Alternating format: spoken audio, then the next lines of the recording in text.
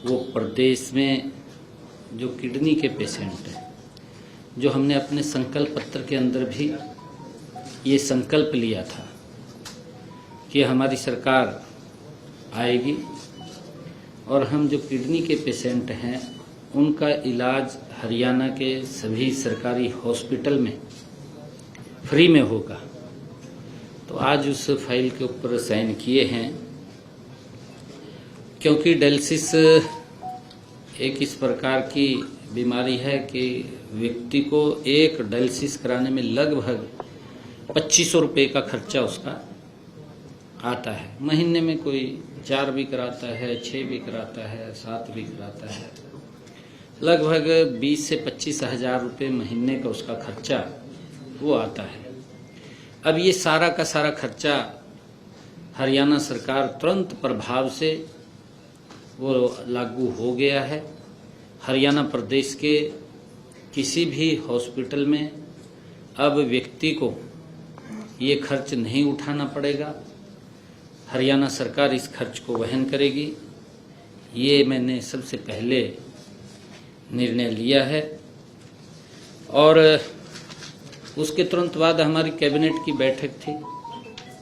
हमारी ये भारतीय जनता पार्टी की तीसरे टर्म की सरकार, लगातार मैं हरियाणा प्रदेश के जन का दिल से आभार व्यक्त करता हूं कि उन्होंने तीसरे टर्म के अंदर बड़े मैंडेट के साथ, बड़े बहुमत के साथ तीसरी बार मोदी जी की नीतियों के ऊपर मुहर लगाई है।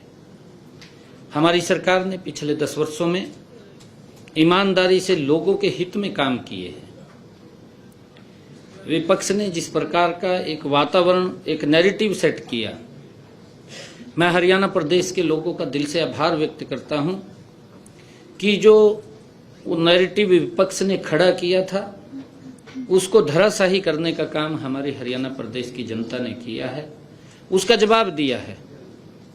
क्योंकि हमारा किसान हमारे लिए सम्मानित है, हमारा युवा हमारे लिए सम्मानित है, हमारे प्रदेश की नारी हमारे लिए सम्मानित है, हमारे प्रदेश का जो गरीब व्यक्ति है उसका सम्मान करना हमारी सरकार का दायित्व है। मुझे खुशी है कि ये सरकार को जो चुना है ये गरीब व्यक्ति के द्वारा चुनी गई सरकार है। ये हमारे प्रदेश के अंदर, प्रदेश के 2,80,00,000 लोगों ने इस सरकार को चुना है। मैं सभी का दिल से आभार भी व्यक्त करता हूं। परंतु इस सरकार के चुनाव में जो भूमिका रही है वो भूमिका इस प्रदेश के जनमानस की बड़ी भूमिका रही है। मैंने जैसा कहा भी है कि कांग्रेस ने इस प्रकार का नैरेटिव, इस प्रकार का भ्रम लोगों के अंदर खड़ा किया था कि ये सरकार कोई काम नहीं कर रही है, ये सरकार जा रही है, किसानों को भड़काने का काम किया। वो सारा का सारा उनका जो कृत्य थे वो सामने आ रहे हैं। उन्हीं के बीच में से ही लोग उस बात के ऊपर क्वेश्चन मार्क कर रहे हैं। कहीं ना कहीं युवाओं को अविश्वास में धकेलने का काम कांग्रेस ने किया। हमारे हरियाणा के खिलाड़ियों को भी यूज किया।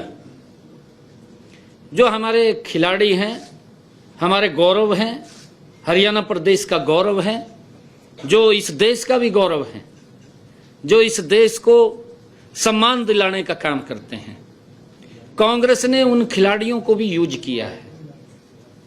किसान को भी कांग्रेस पार्टी ने भ्रामक स्थिति के अंदर डालने का काम किया है। युवाओं को किस प्रकार से उन्होंने पर्ची खर्ची बांटने के आधार के ऊपर अपनी बातें कही हैं। गरीब को लंबे समय तक कांग्रेस पार्टी लॉलीपॉप देती रही। उनके हित में जो मजबूत काम पिछले 10 वर्षों में हमारी डबल इंजन की सरकार ने मोदी जी के नेतृत्व में किया है, वो ऐतिहासिक काम किए हैं।